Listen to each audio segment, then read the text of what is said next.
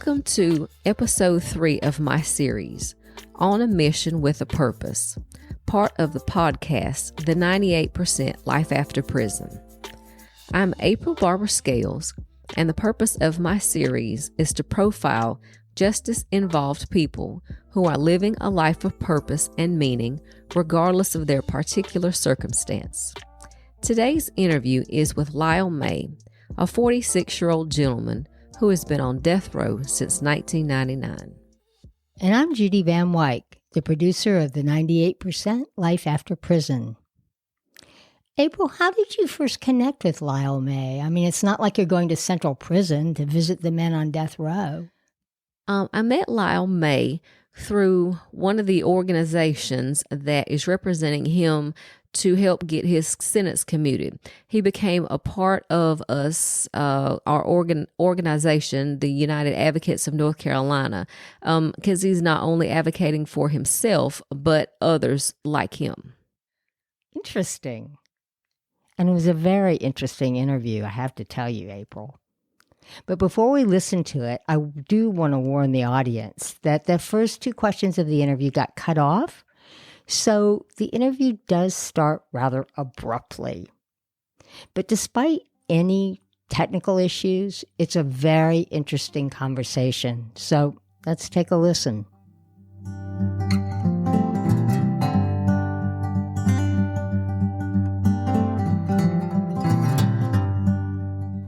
From reading your transcript, it seems like you've suffered some mental health issues. Have you been treated for any mental illness? And if so, can you tell me how has that made a difference? Well, one of the things that I discovered is there was not going to be any real mental health treatment on death row. They were going to medicate you and pretty much leave you to your own devices. And that isn't really treatment. That's just, pushing aside the problem. And that, I didn't have any trouble medicating myself. That wasn't the issue. The issue was dealing with a lot of the underlying problems that I had run away from as a teenager, and also reconciling with my life on death row. So one of the first things I did is I got sober. And I started going to Catholic services weekly and started asking a lot of those burning internal questions to a priest, and began learning from the people who were around me who encouraged me to get sober, but also encouraged me to begin exercising. So between getting sober, reacquainting myself with my Catholic faith, and exercise, I kind of was able to shake myself of the worst parts of that mental illness and begin the very real hard work of that honest self-reflection and understanding of, what my responsibility is in prison and what it means to do time. Do you have much interaction with the other men on the block? I'm sure you probably keep to yourself as much as possible. But when you do interact with them, tell me a little bit about what happens. Yeah, so as I said, we are confined on a cell block. Back then, it was in the old portion of Central Prison called Unit 2, and the cell blocks were 16 cells to a block, but we were overcrowded, so they actually had bunks on these cell blocks, and I was on a bunk, and it was pretty loose and wild back in those days, very much like you would expect any dorm setting in a medium custody facility. It didn't feel like death row except for the executions and a lot of the restricted movement. But on the block all day, we got to know each other. We grew close. We became friends. We became brothers. Some of us fought, others argued and squabbled, but that's pretty typical of any prison environment. One thing that was atypical, I think, was the lack of serious violence on death row that you will find in the general population more commonly, and I think that was just indicative of the level playing field we were all on in facing the same threat of execution. And then, of course, when those executions were carried out, it changed everybody fundamentally, both in the way you viewed yourself and the way you understood life, death, and liberty. What is your contact with the outside world?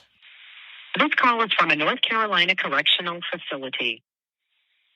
Well, I've been very fortunate to, over time, build a substantial network of friends, supporters, and colleagues, both professors and professionals in the journalism world and other writers who have helped me hone my craft, learn deeply about the criminal legal system and criminology at large, and who have, really helped me mature and advance my own education inside.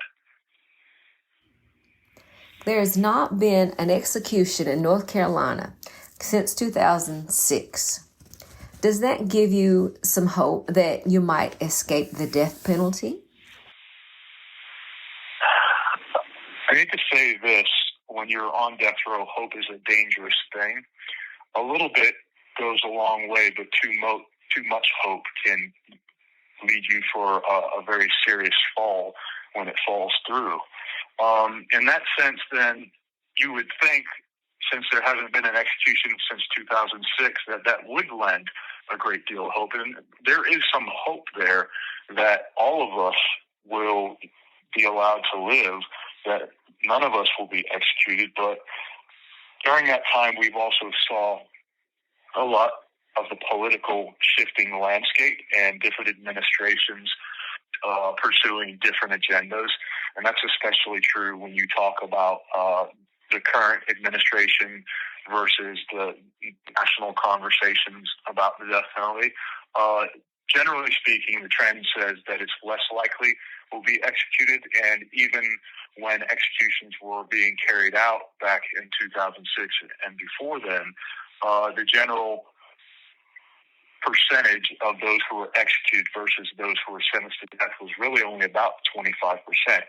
So what that's also saying is that of the people who were sentenced to death in North Carolina, right around 3/4 of them had their sentences reversed on either appeal, commutation, or exoneration. And I think that's a really significant number. So yes, in that sense, I'm hopeful. What is it like to live with that uncertainty? It's something you have to wrestle with daily, and you have to find ways to put things in front of yourself that are productive, that are pro-social, that are educational, that are things that help you think beyond the sentence. For me, I didn't want to think beyond the sentence. I wanted to understand the sentence. I wanted to understand where it came from. I wanted to understand my environment, and I think that's why I pursued not just psychology and sociology in my higher education, but also criminology and the law. And I needed to understand deeply why one execution would be carried out versus the other not being, or why somebody gets exonerated versus somebody gets a sentence commuted, or how a sentence or in conviction are overturned on appeal. Because in understanding these things, you can get a grip on that uncertainty, so you have a better comprehension of why things are uncertain, and then at least you can have a handle on the time that you do. Convicted in 1999, you've now spent more than half your life on death row, never knowing when you might be given that execution date. What sustains you and gives you the strength to keep going? It's pretty simple, actually. Higher education and God. First God and then higher education. God, because I can't do it on my own. I don't have that kind of strength. And it's only through his strength that I'm able to survive. And then fortunately, in that, I've been blessed to have access to higher education in pretty much the last place anybody would expect it. A local nonprofit has funded my access to college correspondence courses since 2005. And while that funding is never guaranteed beyond a couple of courses each year, I've been able to put one foot in front of the other over that time to first earn my associate's degree, and then now I'm about to complete my bachelor's in interdisciplinary studies in law and sociology. And a lot of that, I say that, it's like it's about the credential or the diploma, and it's not. Those things were kind of byproducts of the studies that I do, and it's those studies that became very much an island, a refuge for me during the day and night. It gave me something to focus on, not just to learn about my environment and the sentence and conviction and what the law is, but also, about my peers, about race and gender and all of the different factors that come into play about this place and about society at large. How would you describe the person that you are today? Well, first and foremost, I am an advocate for my You have 60 seconds remaining. who lack a voice or an outlet for a voice. I'm also a journalist. I'm somebody that tries his best to hold public officials accountable in only the way that critical criminologists do, but also incarcerated journalists try to. And in doing so, I find ways to really advance. You have 30 seconds remaining. My understanding of my identity. So I guess I'm not really any one thing. My understanding of who I am is constantly changing, and I'm always pushing that idea that I'm just that thing or the next thing. That I'm Lyle May. I'm somebody who is trying really hard to make something of his life. That's pretty.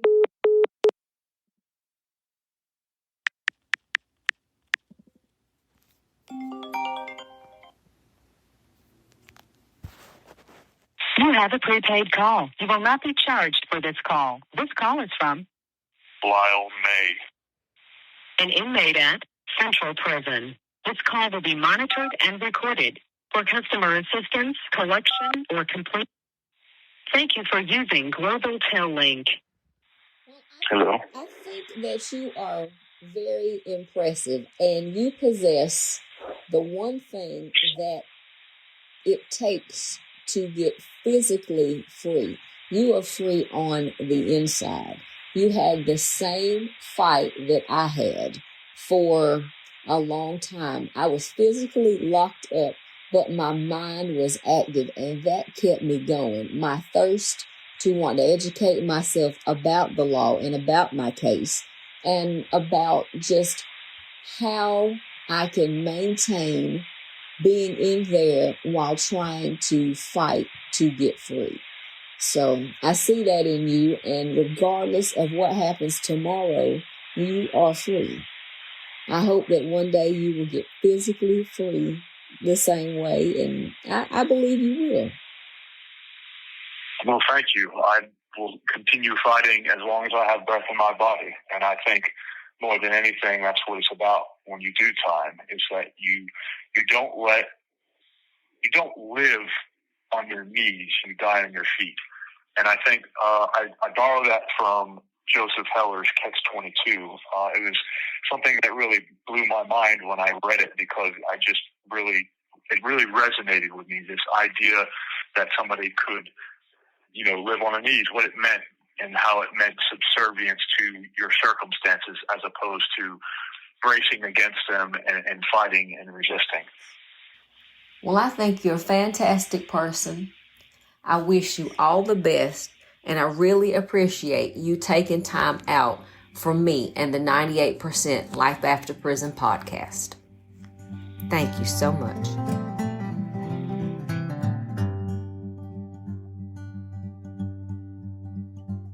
April, from listening to Lyle, it's really clear that he's committed himself to living as fully as he possibly can despite having a death sentence looming over him. And for me, his story also is a reminder of how sobriety, being sober, and an education can really lead to self-discovery and growth. You know, you mentioned at the end of the interview that despite what happens tomorrow, you believe that he would one day be free. What was supposed to happen tomorrow, April? Tomorrow is just a metaphor for the next day. It literally means tomorrow. When you're in prison, especially on death row, for me, I always led life one day, one step, one moment at the time. And on death row, I'm sure that those that have been there would agree. You never know what will happen tomorrow, whether it be your first day or your last. Yeah. How long have you known Lyle? Oh, I've only known Lyle not even a month. Wow. He's a really interesting human being, and it shows how people can change. Mm-hmm. When I read his transcript, it sounded like he was having some sort of delusional event when he committed his murder. Mm-hmm. Yeah, and I'm sure that had to do with his substance use disorder. Right, exactly. Yeah. And getting sober has transformed his life. Definitely. And I hope the world sees that. Yeah, me too. Before we go, speaking of Lyle and his commutation, Governor Cooper has so far commuted the sentences of 9 people, right?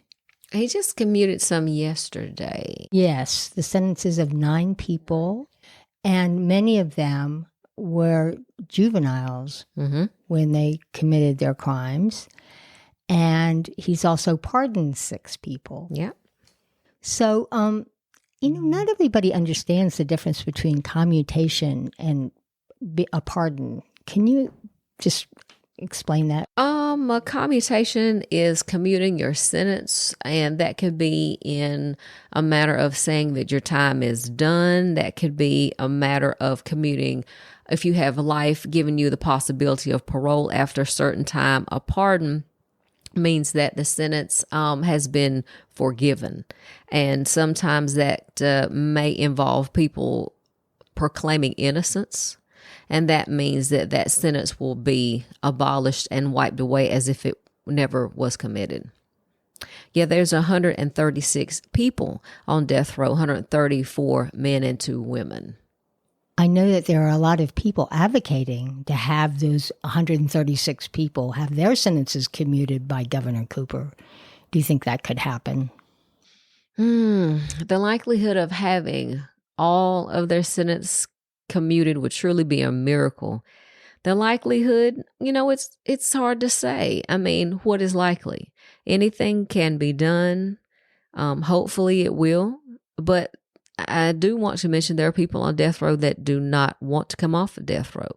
They have been accustomed to the life that they've led. Oftentimes the commutation would not mean instant freedom. It would be meaning living a life sentence amongst regular population. You've got to realize that basically these people live in somewhat of solitary confinement. So to do that for 20 plus years and having to be around people that are going home tomorrow could be very traumatic for some. I understand that. That's a really interesting point. Well, that's all for today. But join us in January when we launch our 4th season of the 98% Life After Prison.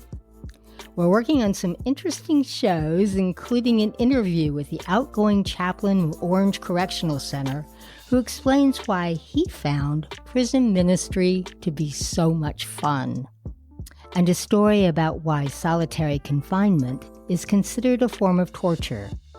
So stay tuned. Thank you for listening. Please continue to be mindful over the holidays, protect yourself, and cherish the ones around you, and plan your new year. Best wishes for a good new year to all. To all, a good night. Oh, and Happy New Year to you too. Same to you.